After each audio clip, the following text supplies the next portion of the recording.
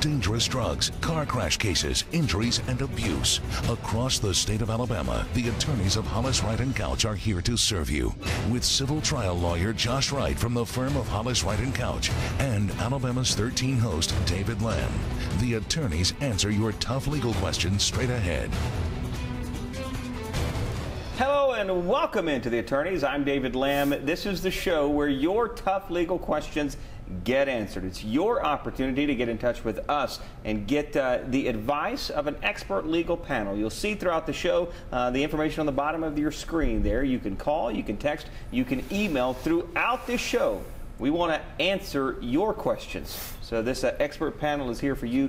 Please be sure and get your questions to us. Talking tonight about toxic mold, Steve Couch of the firm Hollis, Wright, and Couch is with us. Good to see you, sir. Thanks so much, David, for having me on. You know, this week's topic, I'm so glad we're doing it. I can't tell you how many calls that my office gets, typically starting around February of every year, running through, the summer, about mold and leakage and water problems. And it's always amazed me in talking to people how little information that is available to the general public if you're not really looking for it. Yeah. So we decided to do this show to kind of address some of these issues, and for this particular show I brought on a very experienced lawyer, Richard Boyles, from here in Birmingham. His firm does a ton of mold litigation and construction defect cases. Richard, thank you so much for coming on.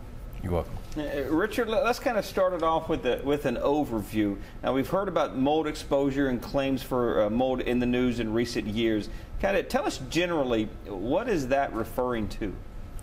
Well, pretty much mold is everywhere in everybody's environment, their homes. It's outside your home, it's inside your home. Your dog can bring it in the house. Any pet can bring it in the house. Over the years, 10 to 15 years, the science has gotten better. And the experts can link up, certain kind of molds as they're identified, what they can do to the human body. Right. They can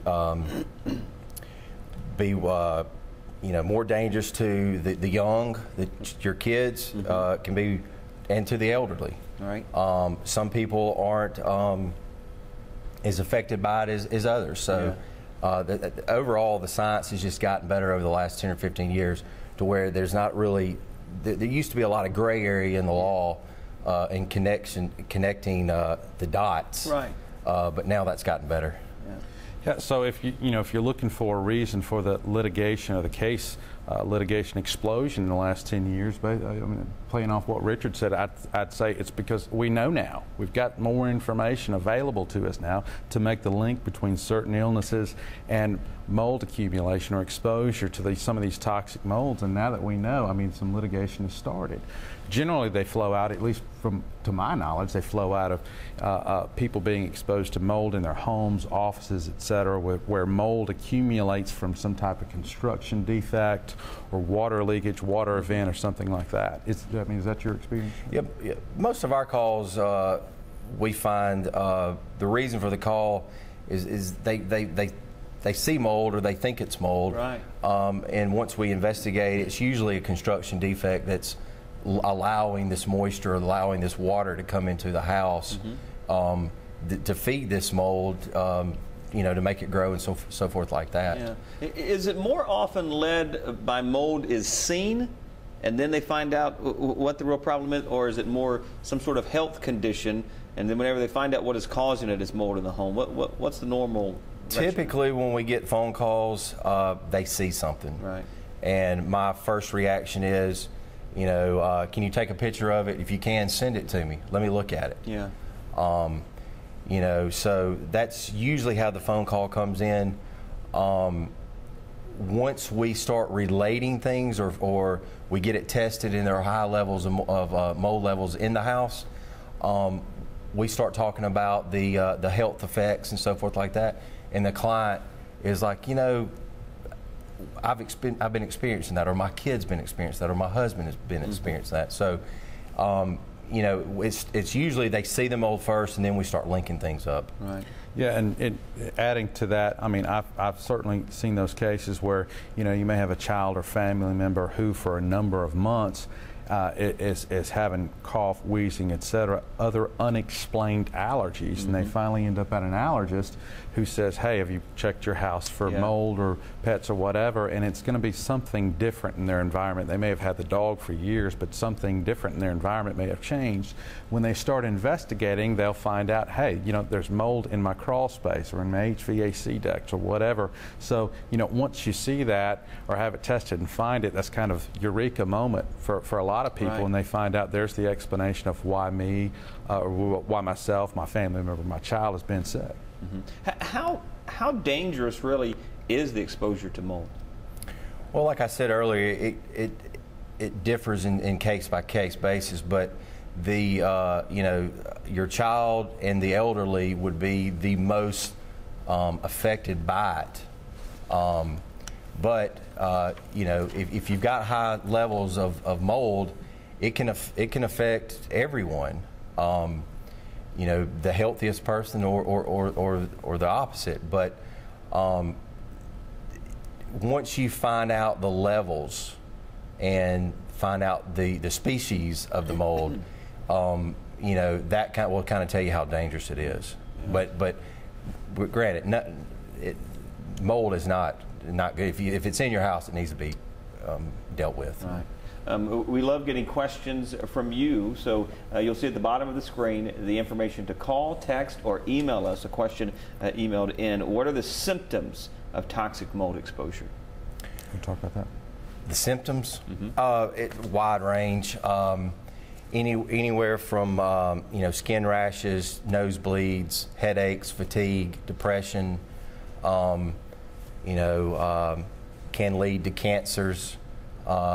And so forth like that. Those are the ones that I see the most or hear the most.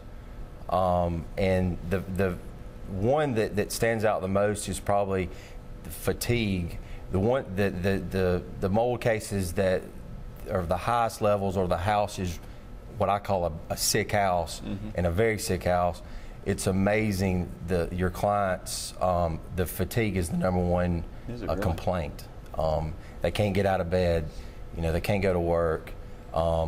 They go on a vacation, they come back, the next day they wake up after being home, it's all over again. But when they're on vacation, they seem to get a little better. Yeah. So that kind of narrows down what, you know, the environment of the house, what it's causing you. Yeah. And keep in mind also, David, that, you know, exposure to different types of mold can affect different people in different ways. There's not a laundry list of symptoms that everybody's going to experience, and some of them can, like Richard said, lead to some very serious health consequences. I think I think it was the Institute of Medicine that even has a link between SIDS in children and exposure to toxic mold.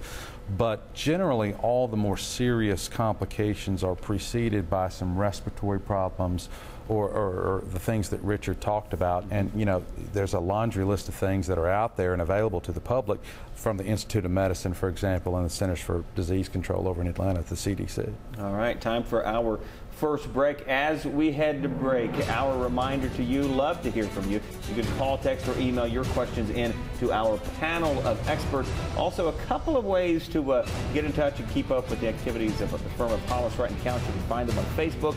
You search Hollis, Wright & Couch, or on Twitter, they are Hollis_Wright. Stay tuned. The attorneys are coming right back.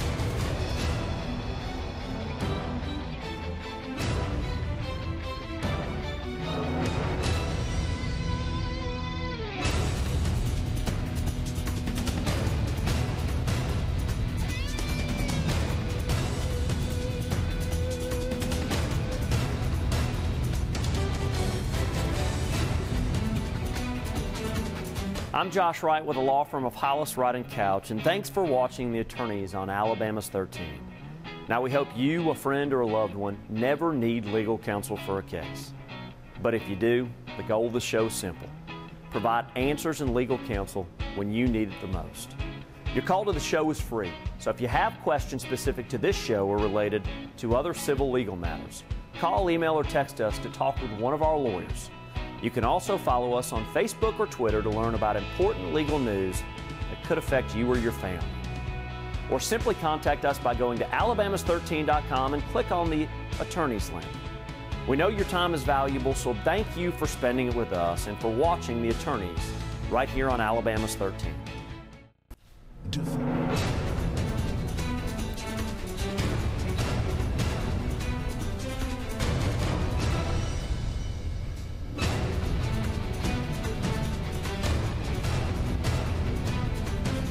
One of those topics tonight kind of gives you the creeps. You may not want to think about it, but boy, it could surely save you a great deal of heartache and expense, especially if it is in your home, and also to you, your physical health as well. Talking about toxic mold in your home.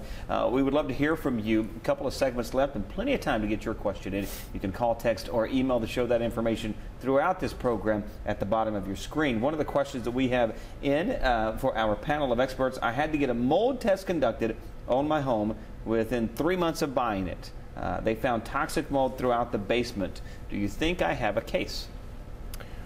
Well, the first question I would ask was, who did you buy it from? Did you buy it from a builder, or did you buy it from a second homeowner, a third homeowner, so forth?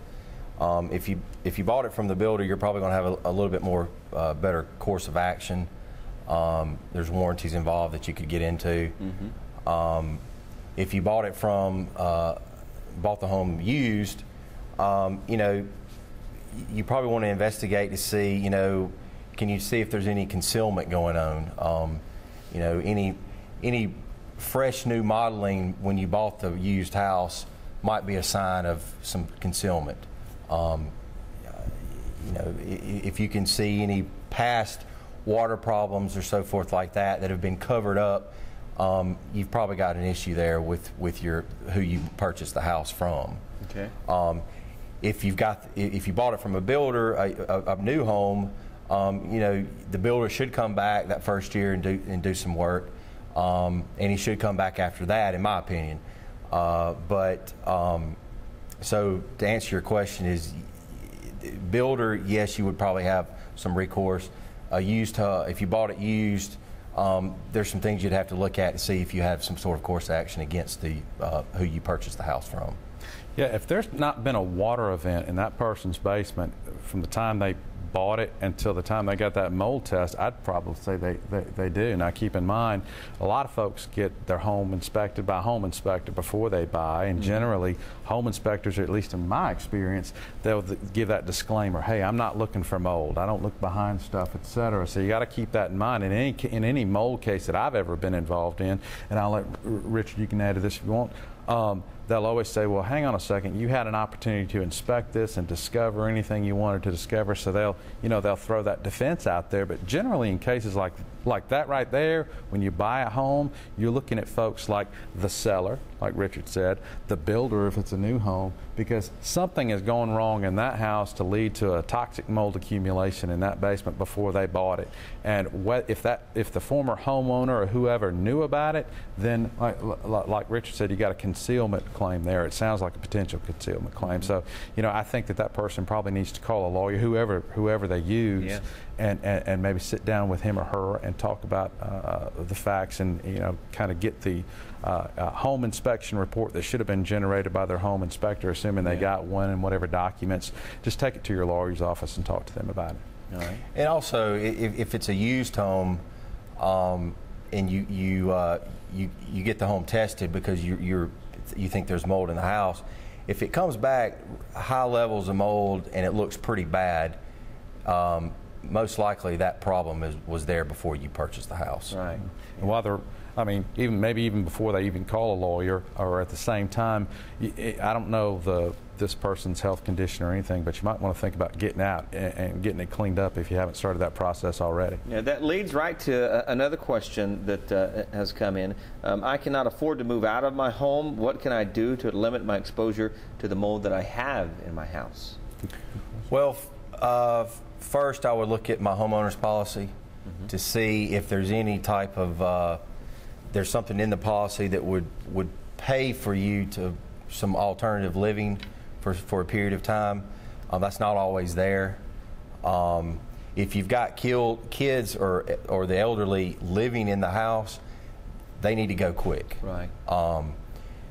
and then after that, you'd want to get the house tested, see how bad it is.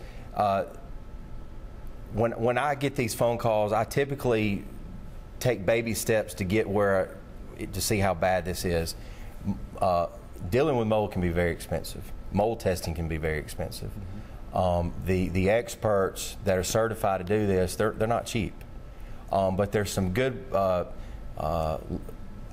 inspectors out there that can test for mold that don't have all these qualifications, so they don't charge as much. But they can at least tell you what's there, what kind of mold's there, and they can tell you the levels. Now, if the levels are high and we've got some toxic mold, like Stachybotrys or something like that, then we might want to move to the next step of getting some qualified people in there to do some more extensive testing. And I understand that a lot of people don't have ALE coverage on their homeowners or renters insurance policy, and so if they can't afford to move, I understand that because that's something you pay for in your coverage. Right.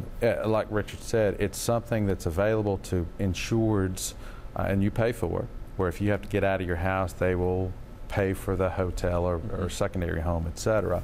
If that person, I'd really like to know, is that mold or is it something else? A lot of people sometimes mistake mold or toxic mold for mildew. So, and I understand that the hygienists some of them are very expensive to do. I have seen those indoor or house mold kits that you can buy for $16 to $30 at a home improvement center, and maybe that's something they want to think about, to sit in there, get it tested, send it off to lab. It's very inexpensive to find out is it really mold, and if so, what type, and they'll send you a report back that says what you're dealing with. Short of that, or in addition to that, actually, I would probably say do what you can to clean it yourself. It really should be done by a professional, candidly. Right. If you're going to try it yourself, at least get a respirator, a mask, be gloved up, etc. Some folks that I've talked to said, well, I sprayed it with bleach. If the folks who are out there who think that bleach is going to kill mold, I can tell you it's not going to do it. It may change the color of it, but it's not going to kill it and get rid of it. You have to physically get rid of the material that it's grown on, or scrape it off. At least in my experience with remediation companies. Most of your common household molds are chlorine resistant, so bleach is not going to do it. Right. My mom believes bleach takes care of everything, so you're telling her that with mold it doesn't work. Yeah. Splash it on there, just change the color of it. Exactly. Yeah. Yeah, and just because it's mold doesn't, like we talked about earlier, doesn't mean it's a toxic mold. There's so many different varieties out there. That doesn't mean it's going to make you sick. It depends on what type it is and how much is there. And you said the difference between mold and mildew. So often cleaning products are sold as a remover of mold and mildew. What's the difference between the two? Well, one can cause some serious illness. The other one cannot. It may cause an allergy like mildew, but yeah, they're two completely different types of fungi. And what we're talking about tonight is those toxic molds that have been tested by various labs across the country. There's been a lot of research done on this now, especially over the last decade. These things can cause people to get sick. And I'll tell you this, some of the maladies that Richard spoke about earlier, there's one called MCS, multiple chemical sensitivity. That is a recognized disease process. In fact, I think Governor Riley even recognized it in a proclamation. I think it's 48 out of 50 states recognize it. Once you get that, to my knowledge, you can't change it. You are thereafter hypersensitive to the things that you come in contact in your environment. I mean, this is not kid stuff. We're not. I mean, I'm not trying to be an alarmist or anything like that. But the difference in the two is drastic. And you really, if you suspect mold, you really need to find out what it is and what type, because you certainly don't want to expose yourself or your family to anything that could cause them harm. All right, time for our second break. As we do so, I want to remind you, get in touch with us. Got a full segment remaining. Would love to take your question. You can call, text, or email that to us. Also, find the firm of Hollis, Wright & Couch on Facebook. Just search Hollis, Wright & Couch. And also on Twitter, Hollis_Wright. Stay tuned. The final segment of The Attorneys coming right up.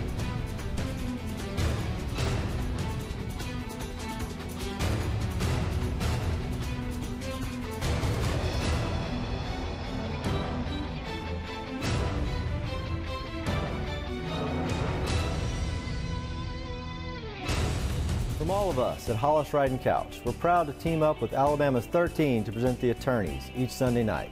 Our goal? To answer your tough questions and provide legal support when you need it most.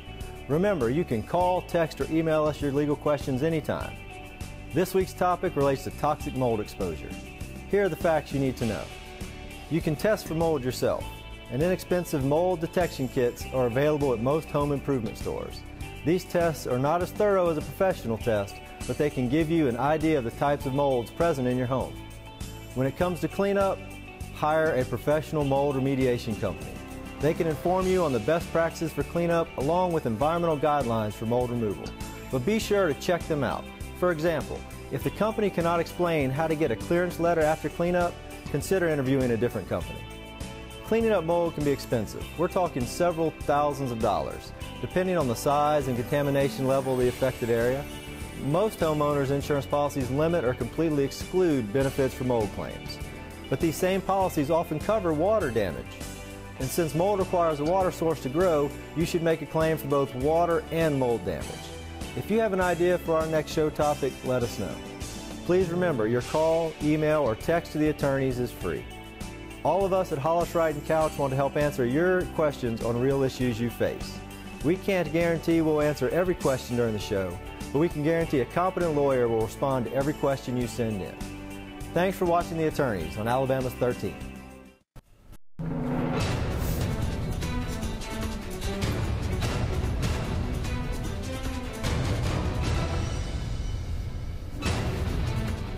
Wow, biological hazard gets your attention for sure. Our final segment of The Attorneys tonight, discussing toxic mold in your home, a bigger problem than you just might think. Love your questions. Our final segment, but a few minutes left to get your question in. If you'd like to do so, just follow that information in the links at the bottom of the screen. A question here, gentlemen: I can see what I think is mold in my home. What should I do? Well, first and foremost, you need to get it tested. You need to see what species of mold are there in your house, and you need to see what levels are present. The mold levels in your house should be lower than the control sample, which they're going to take outside your house.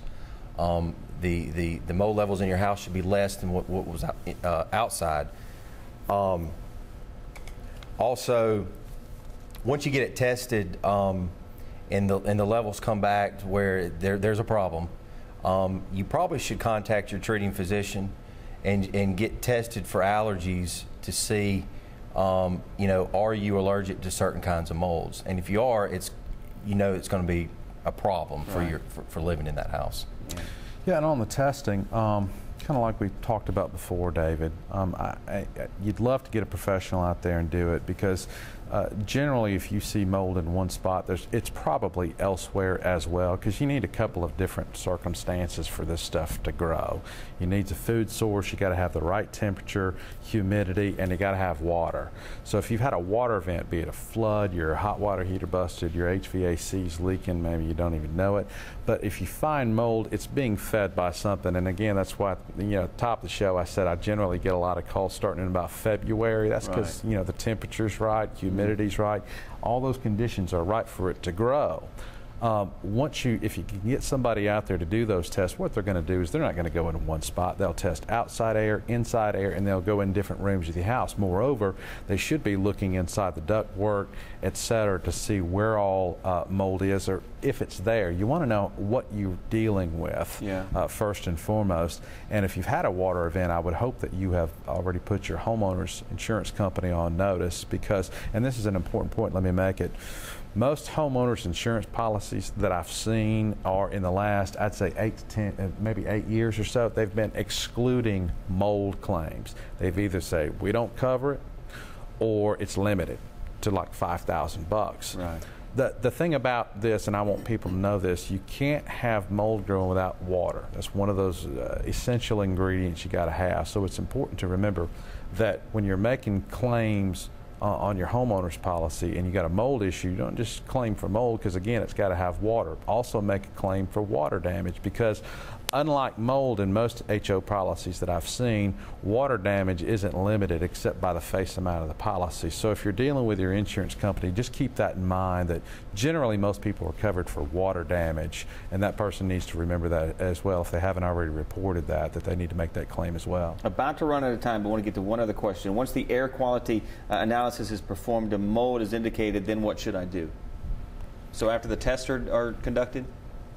After the tests are conducted, like I said earlier, if the levels come back to where it looks like there's a problem, one of the first things you do is you probably need to contact your treating physician to see what you're allergic to. And if you're allergic to these types of molds that were found in your house, you're going to have a problem. And like Stephen said earlier, if you've got the mold problem, there's water coming in the house. Right. So you've got to fix that first and foremost. Right. All right. Time for us to wrap things up, but time enough for a final thought, Richard, from you.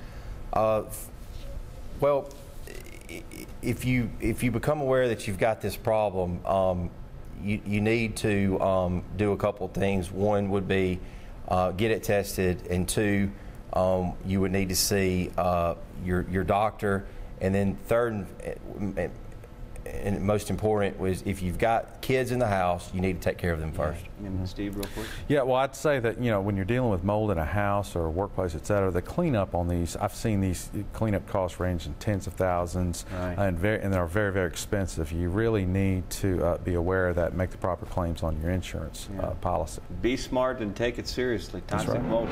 Appreciate your time tonight, fellas. Thanks for being with us. Good stuff, a good topic of conversation. Hope you enjoyed it as well. Remember these ways to get in touch with the firm of Hollis, Wright & Couch. Call, text. Your question just might be featured on the show. Find them on Facebook. Search Hollis, Wright & Couch. And on Twitter, that is Hollis_Wright. We appreciate you being with us.